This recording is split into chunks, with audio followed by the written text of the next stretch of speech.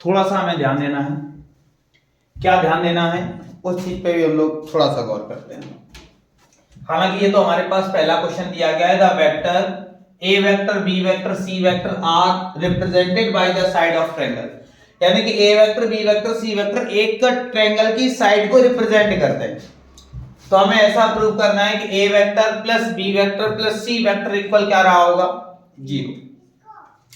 जो हमारा वेक्टर होता है वो टोटल डिपेंड करता है डायरेक्शन पे, ठीक है ना।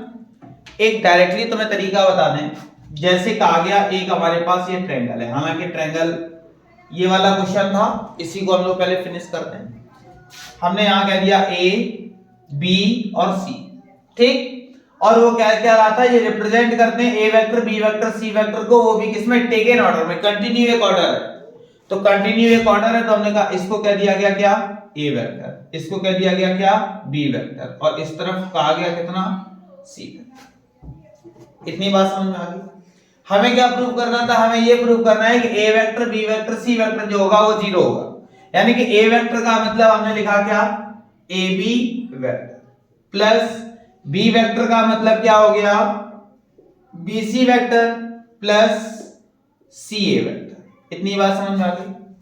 अगर तुम्हें क्या करना है पता चले, हम तुम्हारे माइंड में आ रहा होगा सर आपने सी ए ही क्यों लिखा, ए सी क्यों नहीं लिखा, तो हमने कहा ये जो एरो है ना वो डिपेंड करते हैं किस पर, डायरेक्शन पर। किस पर डिपेंड करेंगे, तो हमने देखा इसकी जो डायरेक्शन थी वो इस तरफ थी, ठीक। अब हम लोग क्या करते हैं, हमने देखा इतनी बात समझ में आई कि नहीं आई, कोई दिक्कत इतने में।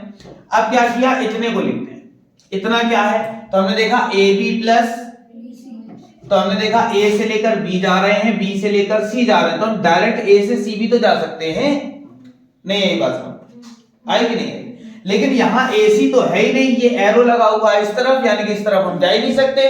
तो कभी भी अगर हमें अपोजिट डायरेक्शन में जाना होता है तो हम लोग क्या करते हैं, नेगेटिव साइन का यूज करते हैं, ठीक। तो हमने क्या किया, जब नेगेटिव साइन का यूज करेंगे तो हम लिख देंगे माइनस का, क्या लिखेंगे, हमें यहां से यहां जाना है, ठीक है ना। ए से लेकर बी जा रहे हैं, बी से लेकर सी, तो ए से लेकर बी गए, बी से लेकर सी गए, तो हम कह सकते हैं इसको भी हम लोग क्या लिख सकते हैं, सी ए वेक्टर लिख सकते हैं, या हम कह सकते हैं क्या लिख सकते हैं, ए सी वेक्टर लिख सकते हैं, वो भी कैसा, माइनस। और ये भी हमारे पास क्या लिखा हुआ था, तो दोनों एक ही चीज है, हमने क्या लिख दिया।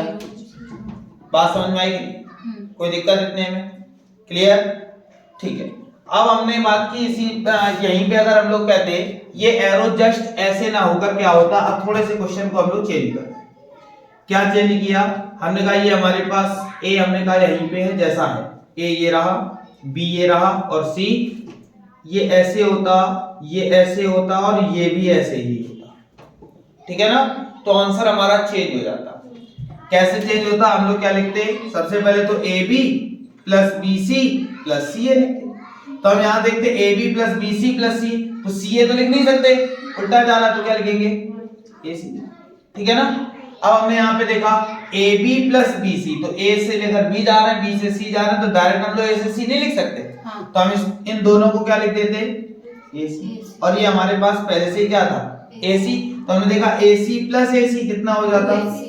बात समझ में आई कि नहीं, बोर्ड एग्जाम में एक क्वेश्चन ऐसा जरूर आता है, ध्यान देना, ठीक है ना। हो सकता है हेक्सागोन कह दे, पेंटागोन कह दे, बस इतना याद रखना है, अगर वो regular hexagon, regular pentagon, regular का मतलब होता है ये कंटिन्यू एरो ऐसे ही होंगे, ठीक है ना। किसी भी चीज में अगर कंटिन्यू एरो सेम डायरेक्शन में मूवमेंट करें, समझ जाना कि उनका अगर हम सम निकालते हैं साइड का सम तो 0 ही आएगा। एमसीक्यू में ऐसा क्वेश्चन पुट अप कर सकते हैं। बात समझ में आई कि नहीं है। अगर इसी जगह पे हम क्या करते हैं, थोड़े से फिगर को चेंज कर देते हैं, हम कह देते हैं हमारे पास क्या है, एक हमने कह दिया पेंटागन, तो हमने पेंटागन बनाया, बना दिया, नाम दिया ए बी सी डी और ई, हमने पेंटागन ऐसे ऐसे रेगुलर बना दिया। तो रेगुलर बनाने पर क्या होगा, इन सबका जो सम होगा वो क्या रहा होगा, देखते हैं कैसे। तो हमने यहां पे लिखा A B plus B C plus C D plus D E plus D A equal में कितना, ठीक है ना। इन सब के ऊपर क्या लगा देंगे, वेक्टर, ठीक।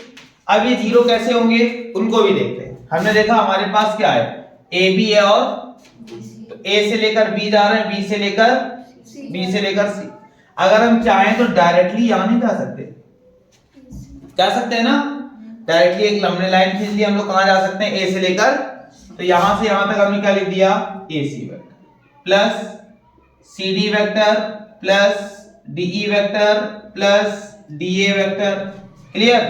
अब हमने क्या किया, ये देखो ए से लेकर सी जा रहे हैं और सी से लेकर, तो ए से लेकर सी गए, सी से लेकर, तो हम डायरेक्टली यहां से यहां भी जा सकते हैं, नहीं ये बात ठीक। तो हम क्या लिख सकते हैं, जो AC प्लस CD था उसको डायरेक्टली हम लोग क्या लिख सकते हैं, AD वेक्टर, ठीक है ना, EA होगा यहां पे, ठीक।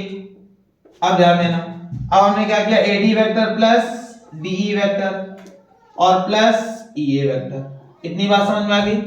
अब क्या करेंगे, अब हमने देखा इन दोनों को लिख लेते हैं, क्या लिखा हुआ है, AD वेक्टर प्लस DE, तो AD हमारे पास यहां से यहां गए और D से लेकर E चले गए, ठीक है ना, सॉरी यहां से यहां गए और यहां से हम आए तो E पर ना, कहां से चले थे, A से E जा रहे हैं, तो हम डायरेक्टली इसको माइनस में EA भी तो लिख सकते हैं, प्लस क्या आ गया हमारा, आई बात समझ में कि नहीं, कोई दिक्कत, क्योंकि हम लोग या तो A से लेकर E रहे ना, लेकिन अपोजिट साइन है इसलिए माइनस। क्लियर। अगर कोई भी चीज रेगुलर बोल देता है कि ये रेगुलर हेक्सागोन है, रेगुलर पेंटागोन है, रेगुलर हेप्टागोन है, कभी भी कुछ भी कहेगा तो उनका जितना भी सम रहा होगा वो क्या आ जाएगा, 0 आ जाएगा। ऐसे फिगर वाला एक क्वेश्चन तुम्हें एमसीक्यू में वेरी शॉर्ट में मिल सकता है, वेरी शॉर्ट से ऊपर इसकी औकात नहीं होती कि वेरी शॉर्ट के ऊपर आ जाए, ठीक है ना, बात समझ में आ गई।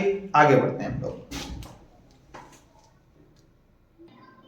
जैसे हमारे पास ये क्वेश्चन लिखा हुआ है, इफ a वेक्टर इक्वल इतना दिया गया है, b वेक्टर इतना, 2a vector plus 3b vector, sorry equal, हमें क्या करना है, x y z की वैल्यू निकालनी है। तो सबसे पहले तो हम लोग देख लें ये x y z ही क्यों आ रहा है, i cap j cap k cap ही क्यों आ रहा है, इसके अलावा क्यों नहीं कोई आ रहा है। अभी तक जो हम लोग पढ़ते थे वो दो ही एक्सिस पढ़ते थे, एक होता था x एक्सिस, एक होता था y एक्सिस। तब हमारा फिगर जो होता था वो हम इस तरह से बनाते थे, इधर बोलते थे x है, इधर बोलते थे x डैश, ये y है, ये y डैश। जैसे जैसे हम बड़े होते गए हमारे पास उतनी चीजें बढ़ती गई। सबसे पहले हमें एक नंबर लाइन सिखाई जाती थी, हमसे कहा जाता था यहाँ एक 0 है, यहाँ x होता है, यहाँ x डैश होता है, इधर चलेंगे पॉजिटिव, इधर चलेंगे नेगेटिव, ठीक। फिर हम बड़े हुए, कितने बड़े हो गए, इतने बड़े हो गए, ठीक है। फिर हमारे पास एक कोऑर्डिनेट आया, कोऑर्डिनेट में क्या होता था, हमसे कहा गया दो ही एक्सिस होते हैं, एक x होता है, एक y होता है। x ऑलवेज इधर चलेगा तो पॉजिटिव, इधर चलेगा नेगेटिव, y ऊपर चलेगा पॉजिटिव, y नीचे चलेगा तो नेगेटिव। लेकिन जब हम और बड़े हो गए, इंटर में पहुंचे, तो पता चला भैया एक्सिस तो 3 होते हैं, ठीक। इसीलिए उसका नाम क्या रखा गया, 3D रखा गया, 3 डायमेंशन। 3 कौन कौन से एक्सिस होंगे तो ध्यान देना, देखो भाई, तो 3 एक्सिस की बात अगर हम लोग करते हैं, एक एक्सिस ये हो गया, एक एक्सिस ऐसे हो गया और एक एक्सिस ऐसे हो गया, 3 एक्सिस हमारे पास हो गए। इसको कहा गया x, इसको कहा गया y और इसको कहा गया z, 3 एक्सिस कहे गए, ठीक है ना। 3 एक्सिस के बाद फिर क्या हुआ, x एक्सिस को बांटा गया i कैप में, y को बांटा गया j कैप में और z को बांटा गया किसमें, k कैप, ठीक है ना। इनका जो रोटेशन होता है वो इस तरफ चलता है, इस तरह से इनका जो रोटेशन होगा वो ऑलवेज इस तरह से चलेगा। अब रोटेशन क्या है, ये है क्या, बात समझना। हम लोग क्या करते हैं, कभी कभी ऐड करना है तो तुम्हें पता ही है, i और i ऐड होता है, j और j ऐड होता है, k और k ऐड होगा। सब्ट्रैक्ट करना है तब भी i और i, j और j और k और k। लेकिन अगर हमें प्रोडक्ट निकालना है तो प्रोडक्ट में भी ऐसा ही होता है, क्या होता है, i और i का मल्टीप्लाई होगा। अगर हम कभी i और j का मल्टीप्लाई करवाएं तो हमारे पास क्या हो जाता है, क्योंकि हमारे पास डायरेक्शन थोड़ी सी चेंजमेंट है, i और i की वैल्यू i इंटू i जो होती है वो वैल्यू क्या हो जाती है, 1, ठीक है ना। ऐसे ही हमने कहा j इंटू j जो होगा वो क्या हो जाएगा, 1, k इंटू k जो होगा वो कितना हो जाएगा, 1। क्लियर। लेकिन अगर हम लोग डायरेक्शन की प्रॉपर बात करते हैं तो हम जैसे i से j की तरफ जा रहे हैं, किसकी तरफ जा रहे हैं, i से j, तो जब i से j जाएंगे तो उसकी डायरेक्शन में कौन मिला हमें, k मिला, ठीक। अगर डायरेक्शन की बात करते हैं, हमने कहा i से j जाना है तो उसको हम लोग क्या लिख सकते हैं, k कैप लिख सकते हैं। जैसे अभी हम लोग एक ट्रायंगल टाइप में पढ़ा था, तो ऐसे ही हमने क्या किया, इसको एक ट्रायंगल शेप दिया इस तरह से, ठीक है ना। अब हमने क्या किया, हम यहां से गए यहां, यहां से गए यहां, क्लियर ना, और यहां से हमें फिर वापस आना है। तो अब अगर हम आई से जे जा रहे हैं और जे से के आ रहे हैं, तो हम डायरेक्टली प्रॉपर के कैप लिख सकते हैं। लेकिन अगर हम क्या कर रहे हो, उल्टा काम कर रहे हो, क्या हम जाएं जे से आई की तरफ जाएं, कहां से जाएं, जे से, तो जो हमारा के आएगा वो कैसा आएगा, नेगेटिव। बात समझ में आई कि नहीं, वो यहीं से उसको तोड़ा गया, अभी जो हमने क्वेश्चन बताया था इसी के अकॉर्डिंग बताया था, ठीक है ना। अब हम लोग बात करते हैं प्रॉपर किसकी, इस क्वेश्चन की। बहुत अच्छा क्वेश्चन है, ध्यान देना। क्या क्वेश्चन दिया गया, इसी टाइप का क्वेश्चन है। क्या है, तो हमसे सबसे पहले दिया गया इफ ए वेक्टर की वैल्यू दी गई है, बी वेक्टर की वैल्यू दी गई है, और हमें इसकी वैल्यू फाइंड करनी है, या हम कह सकते हैं फाइंड करना है हमें क्या, एक्स वाई और जेड, ठीक है ना। तो कैसे फाइंड करेंगे, ध्यान देना। हमने देखा एक वेक्टर ये दिया गया, बी वेक्टर ये, तो पहले तो हमने क्वेश्चन उठाया। हमारे पास क्वेश्चन क्या दिया गया था, हमारे पास था 2a वेक्टर इक्वल में 3b वेक्टर, ठीक है ना। अब एक काम करते हैं, 2 और ब्रैकेट यहां देखा a वेक्टर, तो a वेक्टर की वैल्यू तुम्हारे सामने लिखी हुई है, क्या लिखी है, x i cap plus 2j cap minus 3k cap equal में 3b वेक्टर, तो b वेक्टर की भी वैल्यू है तुम्हारे पास 2i cap minus yj cap plus zk cap, ठीक है। अब हमने क्या किया, अंदर इसका क्या करवा दिया, मल्टीप्लाई। तो 2 का जब अंदर मल्टीप्लाई करवाया तो 2x i cap plus 4j cap minus 6k cap, clear. Equal में हमने क्या किया, 3 का अंदर मल्टीप्लाई, तो 6i कैप माइनस कितना हो जाएगा 3yj कैप प्लस का 3zk कैप। इतनी बात समझ में आ गई।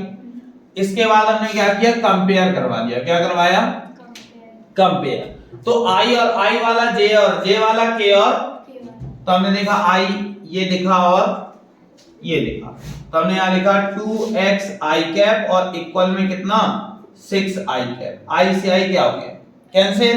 हमने देखा 2x इक्वल कितना बचा 6, x की वैल्यू कितना 6 अपॉन, बात समझ में आई कि नहीं। लेकिन जब कॉपी में लिखोगे तो ये i लिखोगे ही नहीं, बात समझ में आई कि नहीं। ये कंपेयरिंग के लिए होती है। जैसे हमने इसको और इसको कंपेयर करवाया, तो j और j का काम खत्म हो गया, बचा क्या, विद साइन, इधर बचा हमारे पास 4 और इधर कितना बचा माइनस का 3y। अगर हमें y की वैल्यू चाहिए तो इसको नीचे भेज दो, तो 4 अपॉन में कितना -3, ये किसकी वैल्यू आ गई, y। बात समझ में आ गई।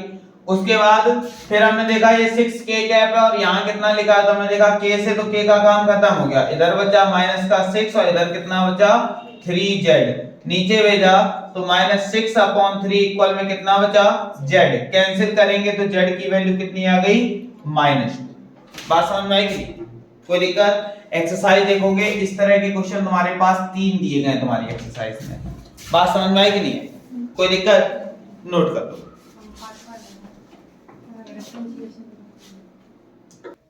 करेंगे क्या, सबसे पहले तो हमें यहाँ पे कह रहा है कि इफ a वेक्टर ये दिया गया, b वेक्टर ये दिया गया, c वेक्टर ये दिया गया, ठीक। ये a पॉइंट है, ये b पॉइंट है, ये c पॉइंट है और कोई नया पॉइंट हमें दे दिया गया d, ठीक है ना।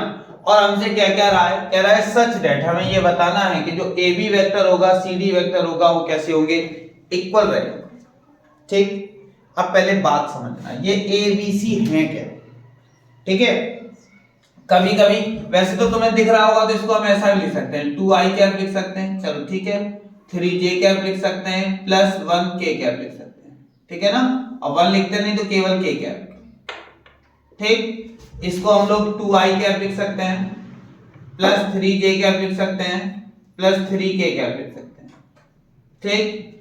इसको हम लोग माइनस का 1i कैप या केवल कह सकते हैं माइनस का i cap -2j cap plus 5k cap, ठीक है ना।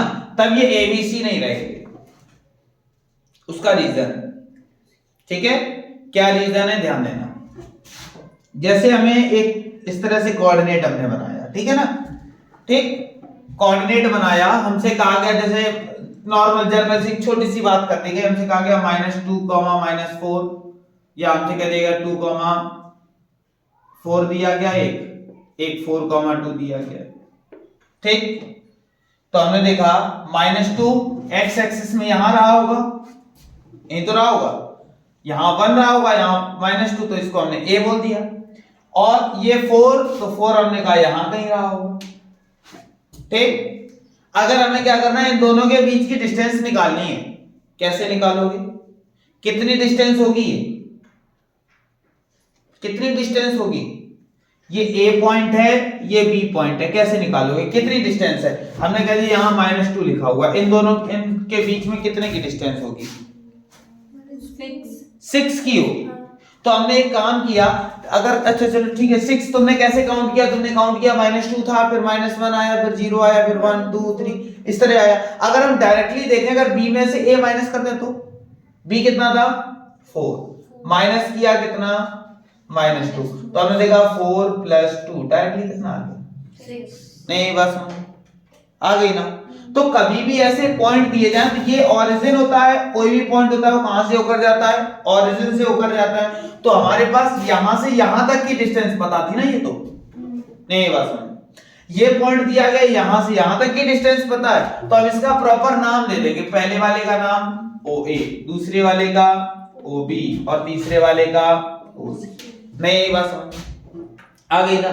अगर हमें AB निकालना है, क्या निकालना है, AB निकालने के लिए B में से A माइनस किया, तो B का मतलब है OB है, OB में से क्या माइनस किया OA।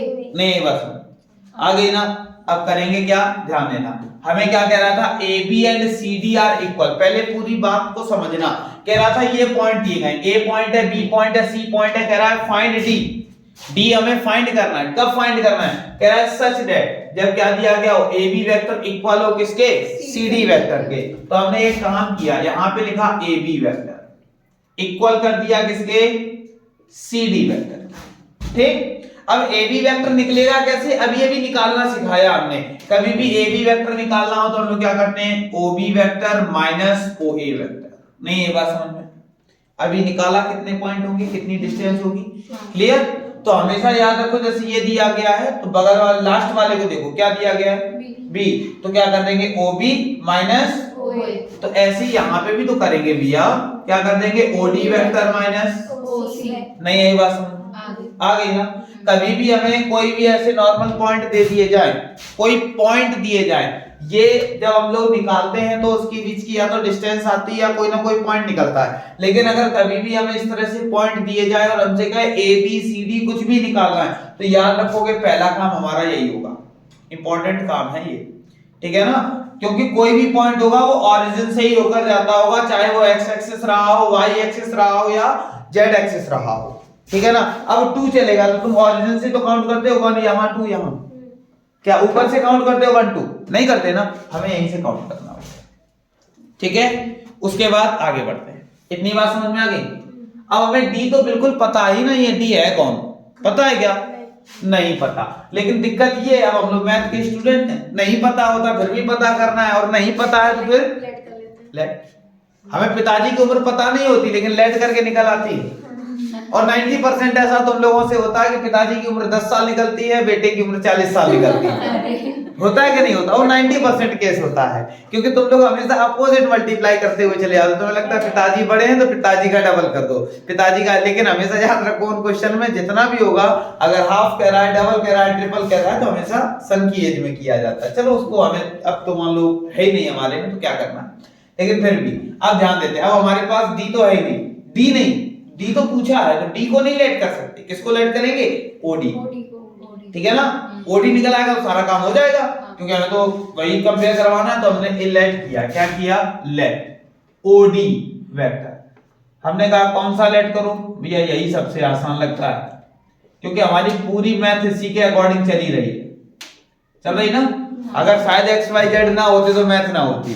कहीं भी पिताजी की एज X रहे, बच्चा बेटा पूछ लिया गया तो भाई, ठीक, हो सकता है उनकी स्पीड पूछ ली गई तो ये कुछ नहीं तो Z ले लो।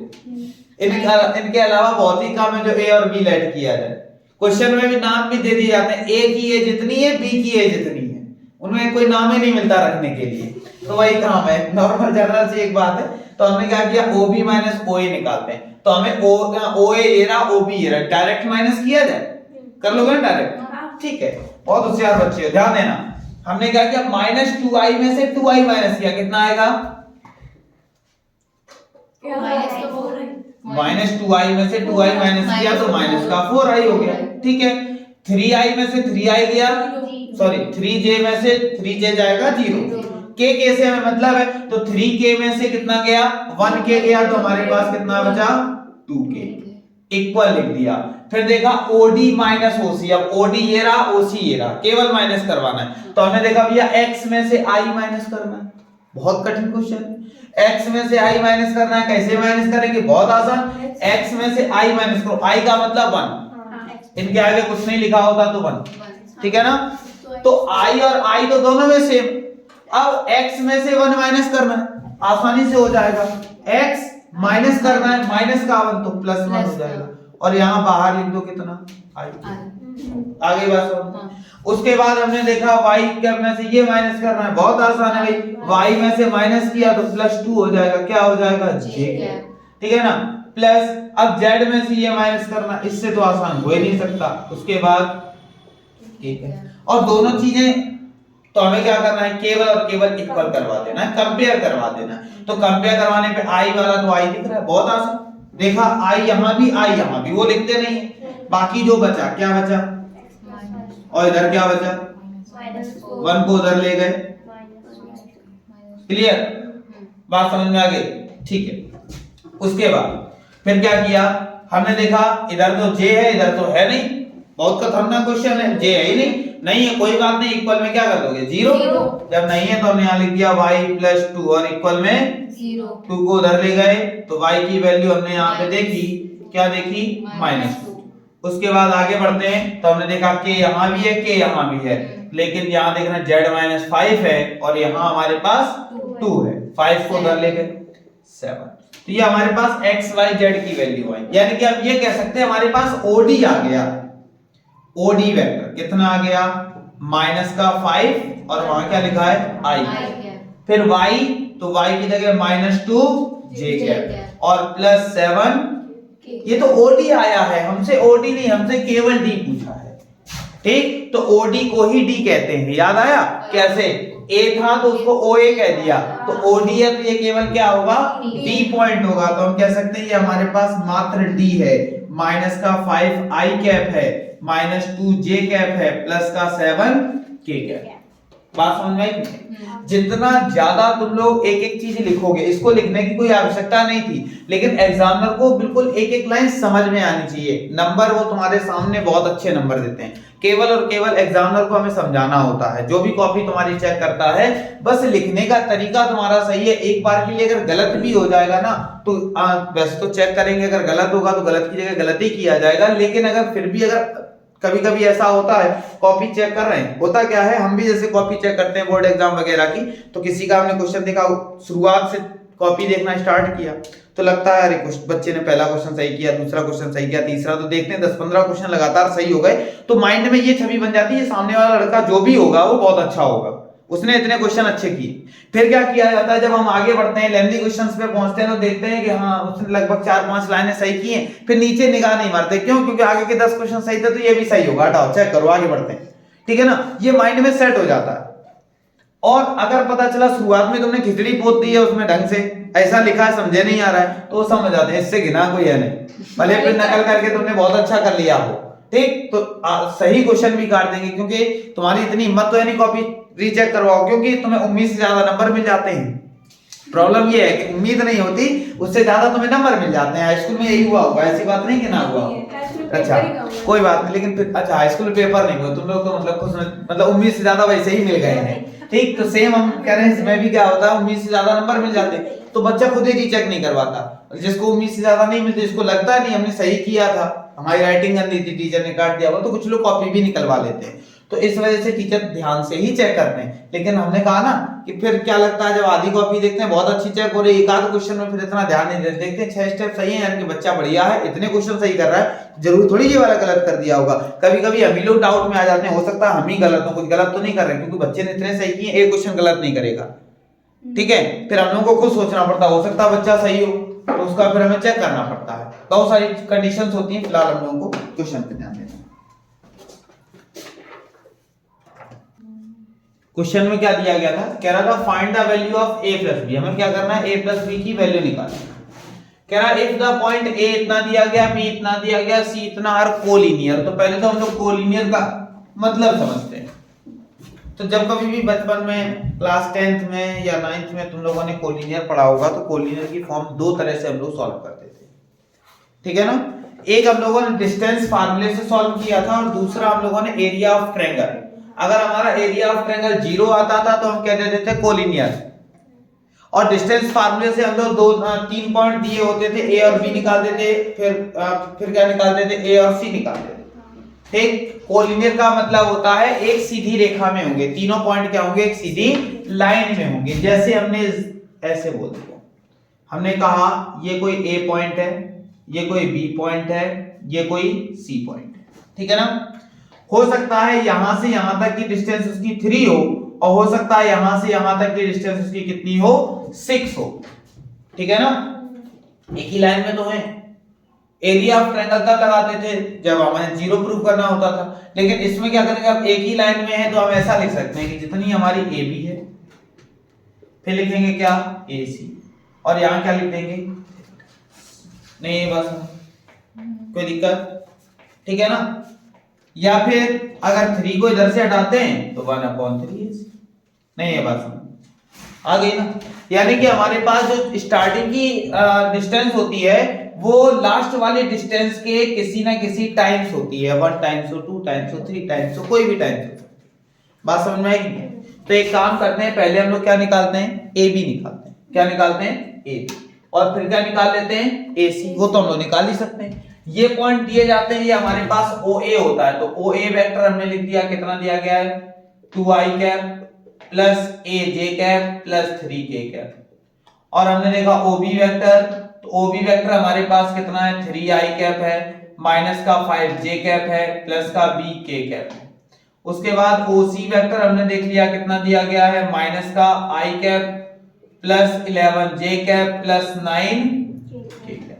हमने देखा हम लोग क्या निकालते हैं, AB वेक्टर। क्या निकालते हैं, AB वेक्टर। तो AB वेक्टर निकालने के लिए हम लोग लिख सकते हैं OB vector minus OA vector. Clear? तो हम देखते हैं OB माइनस OA, तो इसमें से इसको माइनस करते चलते हैं, तो डायरेक्ट लिखेंगे I कैप। डायरेक्ट लिखा हम लोगों ने कितना, -5 माइनस A, और यहां लिख दिया I कैप, और प्लस B और -3, और यहां क्या लिख दिया, इतनी बात समझ में आ गई। उसके बाद हम लोग क्या करते हैं, क्या निकालते हैं, AC। ये तो हमारा AB वेक्टर आ गया। अब निकालेंगे क्या, AC वेक्टर। AC का मतलब OC माइनस OB। इतनी बात समझ में आ गई। हम लोग क्या निकालेंगे, OC माइनस OA।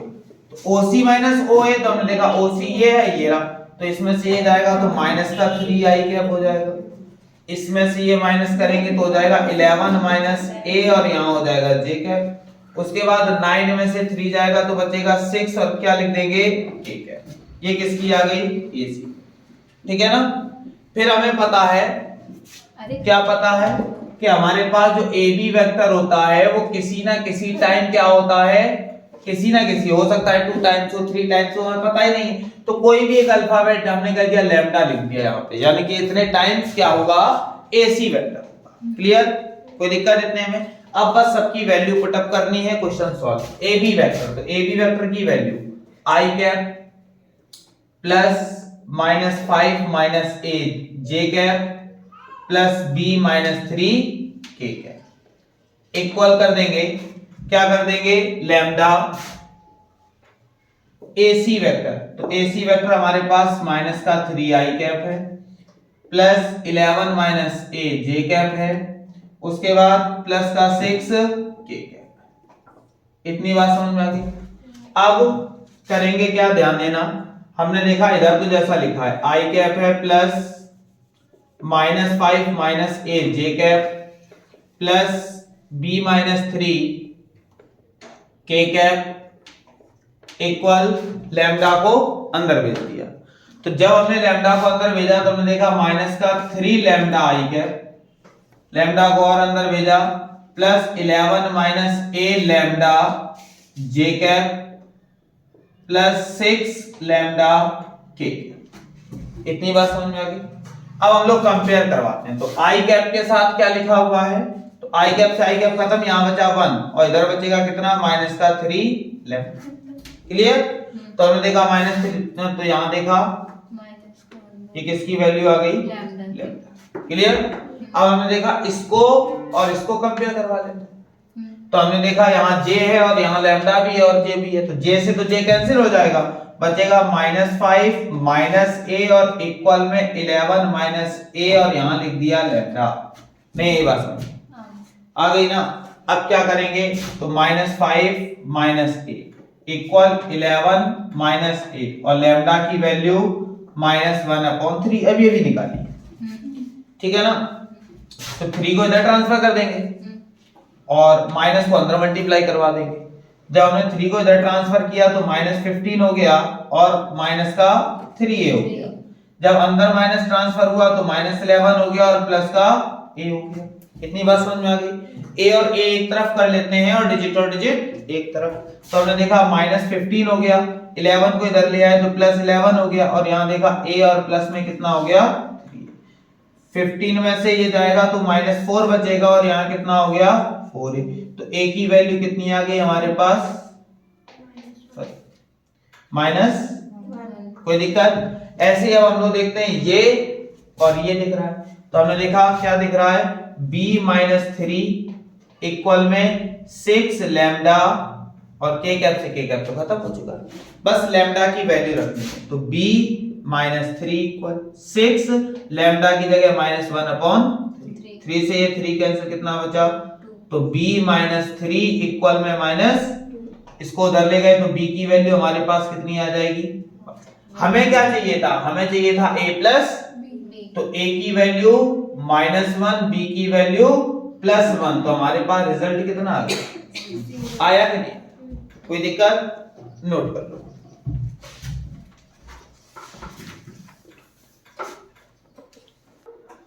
ध्यान देना करेंगे कैसे। सबसे पहले हमें दिया क्या गया है, तो हमसे कह रहा है a vector b vector c vector, find unit vector. इसको अभी भूल जाओ, क्या कह रहा है कोई मतलब नहीं, ठीक है ना। यूनिट वेक्टर भूल गए। हमें फिलहाल तो ये काम करना है, हमारे माइंड में केवल ये क्या है, a vector plus b vector plus, तो हमने यहां पे लिखा भैया a vector plus b vector plus c vector. a vector की भी वैल्यू b वेक्टर की भी वैल्यू, और तो a वेक्टर की वैल्यू क्या है i plus j plus b vector की value j plus k cap plus c vector की value k plus i cap. Clear. अब हमने क्या किया, a vector plus b vector plus c vector equal, सबको प्लस करते हैं, i और i कितना हो गया 2i प्लस j और j कितना हो गया 2j और k कितना हो गया, तो ये तो इतना। अब बात कर रहा था यूनिट वेक्टर, किसकी बात कर रहा था, तो भैया जब यूनिट वेक्टर की बात कर रहा है तो अभी हमने बताया था यूनिट वेक्टर का वैसे फार्मूला क्या होता है, तो हमने बताया था a cap equal a vector upon में a वेक्टर का मॉड। लेकिन a कैप तो है नहीं, यहाँ तो बहुत सारे हैं, तो इसको कुछ भी लेट कर दो। हमने कह दिया x लेट कर दिया, या तुम्हारा मन नहीं है तो तुमने एक काम किया a plus b plus c बढ़िया सा बड़ा वाला कैप लगा दो, ठीक है ना, कोई दिक्कत। वरना कुछ लेट कर लेना तो अच्छा लगेगा। इक्वल में a vector plus b vector plus c vector upon में a vector plus b vector plus c vector और क्या लगा दोगे मॉड, ठीक है ना। अब दिक्कत ये इनका मॉड, तो मॉड यही ऊपर ही निकाल दोगे। कैसे निकालते थे हमने तुम्हें बताया था, a vector plus b vector plus c vector mod. तो मॉड निकालने का तरीका हमने बताया है, क्या, इनके कोफिशिएंटों का स्क्वायर। तो i के कोफिशिएंट 2 है, 2 का स्क्वायर प्लस j का कोफिशिएंट 2 है, 2 का स्क्वायर प्लस, तो हमने यहाँ देखा रूट के अंदर हो गया 2 2 जा करो तो 2 2 जा 4 4 प्लस 4 प्लस 4 तो हमने देखा रूट के अंदर, ठीक है ना। अब हमारे पास कितना बचा 2, कितना हो गया 12। अब तुम लोग भी पढ़े लिखे हो, 12 को लिख सकते हैं 4 into 3, इतने पढ़े लिखे हो 4 को बाहर निकाल सकते हो तो लिख सकते हो 2 रूट 3। तो अब हमने यहाँ पे लिखा, क्या लिखा, इसकी वैल्यू क्या है 2i cap plus 2j cap plus 2k cap और अपॉन में 2 रूट। क्लियर। अब तुम इतने पढ़े लिखे भी हो कि सब में 2 लिखा है, अच्छा नहीं लग रहा, कॉमन ले लो। तो जब हमने कॉमन लिया तो 2 कॉमन, तो हमारे पास क्या बचा i cap plus j cap plus k cap और अपॉन में कितना 2 रूट। खत्म। आया कि नहीं आया? कोई दिक्कत? नोट कर लो। एक हम लोगों ने सेक्शन फार्मूला पढ़ा था, उसमें तुम्हें 2 चीजें बताई गई थी, एक बार इंटरनली होता था, एक बार एक्सटर्नली होता था। यानी कि हम ऐसा कह सकते हैं सेक्शन फार्मूले में था क्या, तो एक इस तरह लाइन होती थी, यहाँ पॉइंट होता था A, यहाँ होता था B, यहाँ कहीं पॉइंट होता था P, इसको कहते थे x1 y1, इसको बोलते थे x2 y2, ठीक है ना। और ये जो हमारा होता था P, इसको कह देते थे x, y, यहाँ होता था कोई पॉइंट M और यहाँ होता था N, ठीक। हम लोग क्या करते थे, फिर हम लोग पॉइंट जब निकालते थे तो पॉइंट निकालने के लिए करते क्या थे, m x2 लिखते थे प्लस n x1 अपॉन में m प्लस n, ये क्या होता था x की वैल्यू होती थी। बात समझ में आई नहीं? क्लियर। ये कब लगता था, जब इंटरनली की बात करता था। अगर एक्सटर्नल की बात करता था तो यहाँ भी माइनस और यहाँ भी माइनस। कभी भी रेशियो में इस तरह हमें दिया जाता था क्वेश्चन तो हम लोग सेक्शन फार्मूले का यूज करते थे। ऐसे ही अब हमें एक और वेक्टर निकालने के लिए क्या करना पड़ेगा, इसी फार्मूले के यूज से क्वेश्चन फार्मूला बनाना है। यहाँ पे x1 x2 तो होते नहीं, हमारे पास वेक्टर फॉर्म होती है, ठीक है ना। तो इधर वाले को हमने कह दिया हमारे पास क्या होता है a वेक्टर और इधर वाला क्या हो गया b वेक्टर, ठीक है ना। बात समझ में आई नहीं?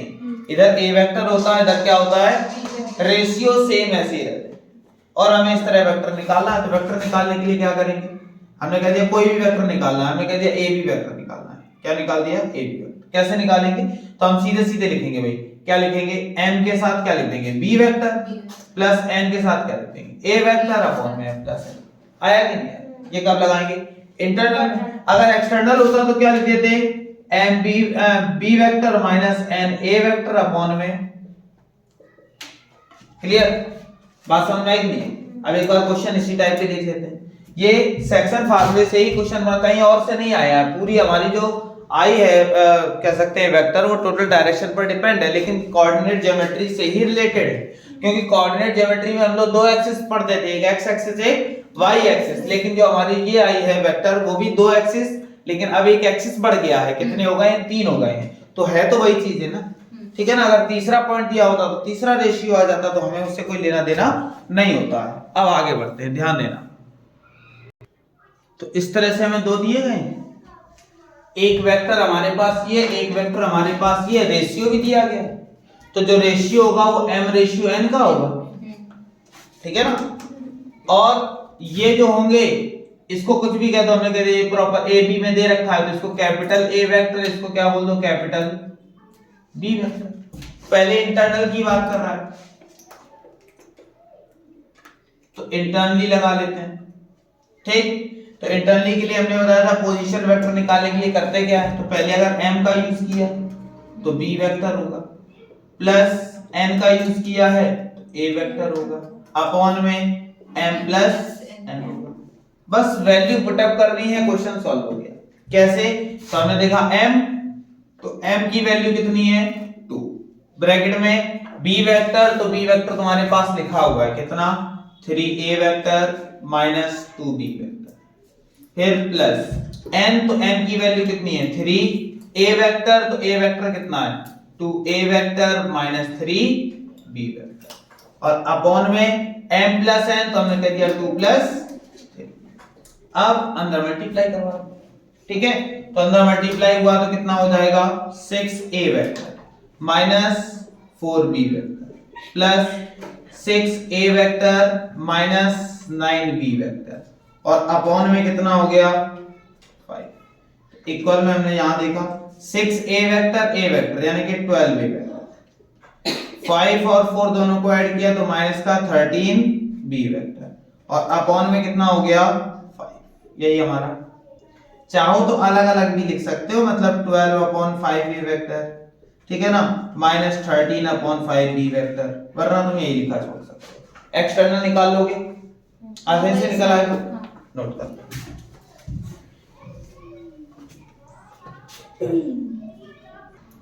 क्वेश्चन हमारे पास क्या है, a वेक्टर की वैल्यू ये दी है, b वेक्टर की वैल्यू ये दी है, c वेक्टर ये दिया गया, a प्लस b ये निकालना है, डॉट ये निकालना है। तो सबसे पहले हमने देखा हम a प्लस b निकाल लेते हैं। a प्लस b निकालना आसान है, ऐड ही तो करना है, करना है। देखा i और 2i, देखा 3 फिर 2j और j 3j, फिर देखा माइनस k 0, कोई मतलब ही नहीं। अब हमने देखा a प्लस बी आ गया, अब एक काम करते हैं a प्लस बी वेक्टर और डॉट c वेक्टर, तो a प्लस बी हमने लिख दिया 3i cap plus 3j cap dot c vector, तो c वेक्टर हमारे पास कितना है 5i cap minus 4j cap plus 3k, ठीक है ना। तो मल्टीप्लाई i का i के साथ होता है, j का j के साथ, k का k के साथ, तो हमने देखा 3i का 5i के साथ कितना हो गया 15, i और i हो जाता है 1। ऐसे देखा 3j का यहां हुआ तो माइनस का 12, j और j 1। अब k इधर है, इधर है ही नहीं तो मल्टीप्लाई होगा ही नहीं, उसको छोड़ देंगे एज इट इज जैसा है। हमने देखा 15 में से 12 गया 3, यही हमारा आंसर, काम खत्म। आई बात समझ में कि नहीं? बस इतना सा क्वेश्चन था, उसके लिए इतनी कहानी लिखी गई। बात समझ में आई कि नहीं? कोई दिक्कत? नोट कर लो।